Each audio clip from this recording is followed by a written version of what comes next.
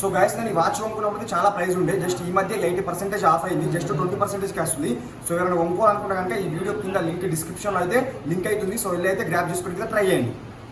So hi guys, welcome to my another video info by Lakshman. So చాలా మంది చూసుకుని ఎవరైతే లైక్ అండ్ సబ్స్క్రైబ్ చేసుకోవట్లేదు. So please try to make like and subscribe. So లేకుండా మనం వీడియోకి అయితే ఎంటర్ అయిపోదాం. సో ఈ వీడియో వచ్చేసి నేను 3 టాపిక్స్ అయితే డిస్కషన్ చేయబోతున్నా. ఆ 3 టాపిక్స్ ఏంటో చూడండి ఒకసారి లాస్ట్ వరకు. సో ఫస్ట్ టాపిక్ వచ్చేసి బ్రదర్ మనకు వచ్చేసినటువంటి టోటల్ జీపీఏని అలాగే మార్క్స్ని కన్వర్ట్ మల్టిప్లై చేస్తే మనకు వచ్చేసి టోటల్ పర్సెంటేజ్ ఎంత వస్తుంది అని ఎవరికి తెలియదు. జస్ట్ అందరూ అప్లై చేశారు కానీ మనకు వచ్చేసి ఎంత పర్సెంటేజ్ అయితే ఎవరికి తెలియదు. సో ఇప్పుడైతే నేను ఈ వీడియో అయితే క్లారిటీ ఇస్తాను. సో ఇక్కడ డిస్ప్లే అయితే అవుతుంది, చూడండి ఒకసారి. ఎగ్జాంపుల్ మనకు వచ్చి తీసుకుంటారు, నాకు వచ్చేసి 10 పెట్టానండి. ఎగ్జాంపుల్ 10 ఇంటూ మనకి పోస్టల్ జీడీఎస్ యొక్క multiplying factor 9.5. 10 into 9.5 divided by 100. మనకు వచ్చేసి పర్సెంటేజ్ చూసుకుంటే కనుక 95%. అలాగే చూసుకుంటే కనుక నెక్స్ట్ వచ్చేసి ఎగ్జాంపుల్ 9.6 వేసుకుందాం. 9.6 ఇంటూ మనకి మల్టిప్లైయింగ్ ఫ్యాక్టర్ 95. 9.5 డివైడెడ్ బై 100 అంటే మనకు చూసుకుంటే 91%. 91.2%. సో అర్థమైంది. నెక్స్ట్ చూసుకుంటే కనుక 8.5 వేసుకున్నాం.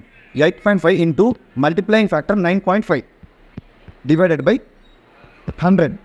చూడండి మనకి 8.5కి ఎవరికైనా పర్సెంటేజ్ వేస్తాయి కనుక వాళ్ళకి వచ్చేసి పర్సెంటేజ్ 80.75%. సో అలాగే మరి మార్క్స్ ఉన్న వాళ్ళ పరిస్థితి ఎట్లా? నెక్స్ట్ మార్క్స్ ఇద్దాం. ఎగ్జాంపుల్ వచ్చేసి నాకు 590 అండి.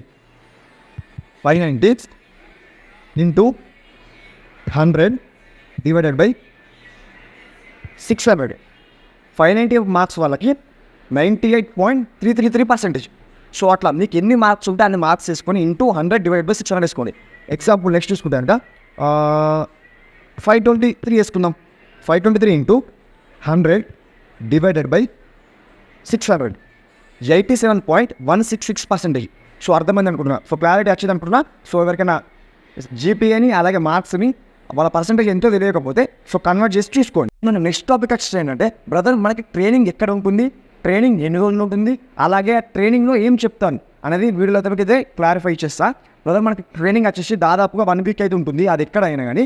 సో మరి ట్రైనింగ్ 1 వీక్ ఉంటుంది బ్రదర్, ట్రైనింగ్లో ఎక్కడ ఉంటుంది అని చూసుకుంటే కనుక మనకు ట్రైనింగ్ వచ్చేసి ఇప్పుడు నేను వచ్చేసి సంగారెడ్డి డివిజన్లో బీపీఎంలో జాబ్ వచ్చిందండి నాకు. నేను సంగారెడ్డి ఆ డివిజన్కి వెళ్ళి ట్రైనింగ్ తీసుకోవాల్సి ఉంటుంది ఆ 1 వీక్. అలాగే బ్రదర్ మరి ట్రైనింగ్లో ఏం చెప్తారని చూసుకుంటే కనుక బ్రదర్ మన ట్రైనింగ్లో ఏం లేదండి, మన వర్క్ ప్రొఫైల్ చెప్తారు. మనం బీపీఎంఓ సెలెక్ట్ అయితే బీపీఎం వర్క్ ప్రొఫైల్, ఏబీపీఎంఓ సెలెక్ట్ అయితే ఏబీపీఎం వర్క్ ప్రొఫైల్, అలాగే దక్షగా సెలెక్ట్ అయితే దక్ష వర్క్ ప్రొఫైల్ అయితే చెప్తారు. ఇదే అండి అకౌంట్స్ ఎలా ఓపెన్ చేయించడం, మన ఉన్న పీపుల్తో ఎలా ఉండడం, సో మన బీఓని ఎలా రన్ చేయడం, సో మన శాలరీ ఎలా ఉంటుంది, ఇన్సెంటివ్స్ ఎలా ఉంటుంది, సో పోస్టల్ డిపార్ట్మెంట్ యొక్క అన్ని స్కీమ్స్ కానివ్వండి, సో ఇన్సూరెన్స్ ఎలా తీయించాలి, పీపుల్తో అకౌంట్స్ ఎలా ఓపెన్ చేయించాలి, సో మొత్తం మన వర్క్ గురించి అయితే ట్రైనింగ్లో అయితే ఉంటుంది. బ్రదర్ ఒక్కటి మాత్రం చెప్తున్నాను, అలా అన్ని డివిజన్స్లో అయితే లేదండి. సో నేను తెలుసుకున్న ప్రకారం ఏంటిదంటే ఈరోజు నేను ఏబీపీఎం అయితే తెలుసుకోవడం జరిగింది, ఆంధ్రప్రదేశ్ ఏబీపీఎంని. సో ఆమె ఏం చెప్పిందంటే అలా అన్ని చోట్ల ఏముండాలని ట్రైనింగ్, కొన్ని చోట్ల ట్రైనింగ్ ఎలా ఉంటుందంటే ఎగ్జాంపుల్ అన్నీ తీసుకున్నాను చెప్పింది. సో ఆమెకి ఏంటి అంటే సో ఆమె ఏబీపీఎంగా సెలెక్ట్ అయిందంట. సో ఏబీపీఎంగా సెలెక్ట్ అయింది, సారీ బీపీఎంగా సెలెక్ట్ అయిందంట. సో బీపీఎంగా సెలెక్ట్ అయిన తర్వాత ఆమెకైతే ట్రైనింగ్ అని వచ్చేసి ఆ బీపీఎం పోస్ట్ ఖాళీగా ఉన్నటువంటి ఏబీపీఎం ఎవరైతే ఆ బీపీఎం పోస్ట్ అయితే చేస్తున్నారో సో ఆ ఏబీపీఎం మాత్రమే ఈ బీపీఎం అమ్మాయికి మొత్తం ట్రైనింగ్ ఇవ్వడం జరిగిందంట. సో ఆల్రెడీ ఏబీపీఎం అతను బీపీఎంగా వర్క్ చేస్తున్నాడు ఆ బీఓలో. సో ఈమె రావడంతో అతను ఈమెకి చార్జెస్ ఇచ్చి సో నువ్వు ఏం వర్క్ చేయాలి, ఎలా చేయాలి వర్క్ అని ఆ ఏబీపీఎం ఈ బీపీఎంకి అయితే చెప్పడం జరిగిందంట. సో బీఓకి వెళ్ళాల్సిన అవసరం లేదు ఇక. సో ఏబీపీఎమే మనకైతే బీపీఎం చెప్పడం జరుగుతుంది. అలాగే బీపీఎం ఒక విలేజ్లో బీపీఎం ఉండి ఏబీపీఎం లేకపోతే ఏబీపీఎంగా వెళ్తే కనుక ఆ బీపీఎం మనకి ఏబీపీఎం వర్క్ ఎలా చేయాలో చెప్తారు. అంటే అర్థమైంది అనుకుందాం. బీపీఎం పోస్ట్ ఖాళీగా ఉంటే ఏబీపీఎం బీపీఎం వర్క్ చెప్తారు, బీపీఎం ఖాళీ ఉంటే బీపీఎం వెళ్ళాక ఏబీపీఎం బీపీఎం వర్క్ ఏం చేయాలో చెప్తారు. సో అర్థమైంది అనుకుందా బ్రదర్. మరి ఒకవేళ కనుక వేరే డివిజన్కి డివిజన్కి వెళ్ళి ట్రైనింగ్ తీసుకోవాలంటే ఎలా అని కనుక ఏం లేదండి, ఇప్పుడు సంగారెడ్డిలో సెలెక్ట్ అయ్యండి, సంగారెడ్డి డివిజన్కి వెళ్ళాల్సి ఉంటుంది హెడ్ ఆఫీస్కి. సో అక్కడ 1 వీక్ ట్రైనింగ్ తీసుకోవాల్సి ఉంటుంది. సో ఆ ట్రైనింగ్కి వెళ్ళినటువంటి ఛార్జెస్ డైలీ 500 సంథింగ్గా మనకి ఇవ్వడం జరుగుతుంది. సో ఇది గ్యాస్ ట్రైనింగ్ అనేది ఓకేనా, అర్థమైంది అనుకుంటున్నా. Next last but not least document వెరిఫికేషన్లో చాలామంది అయితే రిజెక్ట్ అవ్వడం జరుగుతుంది. అది చూసుకుంటే కనుక ప్రీవియస్ ఇయర్ కానివ్వండి ఎప్పుడైనా కానివ్వండి డాక్యుమెంట్ వెరిఫికేషన్లో చాలామంది రిజెక్ట్ అవుతున్నారు.